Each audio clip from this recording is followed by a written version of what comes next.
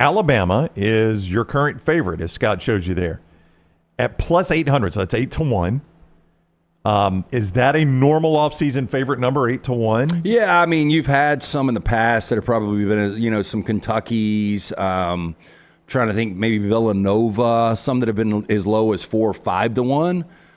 But 8-1 to me is not a lot of value. And I had somebody call me the other day, and he's like, "Man, Alabama 8-1 to win a national championship." He was like, "I think that's pretty good value." And I'm like, "They've never done it. Like, they just got to the first Final Four." That's right. They might be the most talented team in college basketball going into the season, but there's so much that has to be done, and it's, when you're playing a gauntlet schedule like Alabama is, wait till they lose a couple of games. Those odds are going to stretch out to, at least 10, 12-1. Yeah, you get better value there than 8-1. UConn is 9-1. Danny Hurley back, and a lot of that team back for the national championship. Kansas 10-1. You're accustomed to seeing them there. Duke and Houston at 14-1. Duke on Alabama's schedule, Duke on Auburn's schedule. Houston on Alabama's schedule. Gonzaga at 18-1. North Carolina, who Alabama also plays, at 20-1. Baylor and Arkansas 25-1. Then you find Auburn in a group with Iowa State, at 28-1. Just to round it out on the graphic there, Kentucky and Arizona at 33-1. Tennessee and UCLA along with Purdue at 40-1. So a lot to point out there. Number one, in the SEC, Alabama is 8-1 to win the national championship.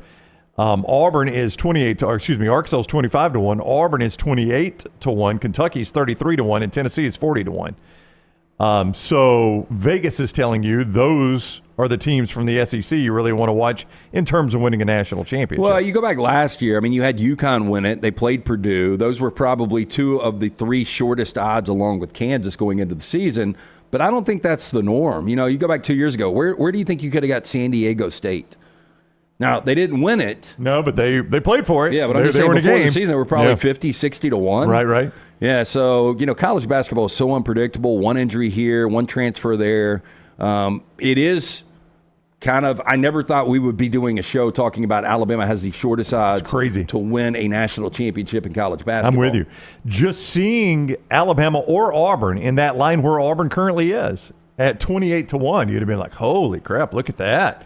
They're on the graphic. Yeah. I mean, just having Alabama or Auburn on the graphic was like, oh, this is going to be an amazing year. I think it was a couple of weeks ago I brought up there was like a 12-year stretch in this state recently where only one tournament appearance. Yeah, that's between right. the two. Between the two. Do you think when the season tips, will Alabama hold as the betting favorite to win the national championship? I mean, I know it's hard to UConn's predict. interesting. I thought UConn would have dropped a little bit if Hurley would have taken the Lakers job, but because he comes back. But still, man, they're losing a lot. They lost a lot the year before. It didn't matter. I think Kansas will end up being your betting favorite. Oh, really? So they're at 10-1. So you think they go off as the betting favorite? I do. I think it'll be close. I think Alabama will be right there, but I would say Kansas is probably going to be your betting favorite when it all is all said and done.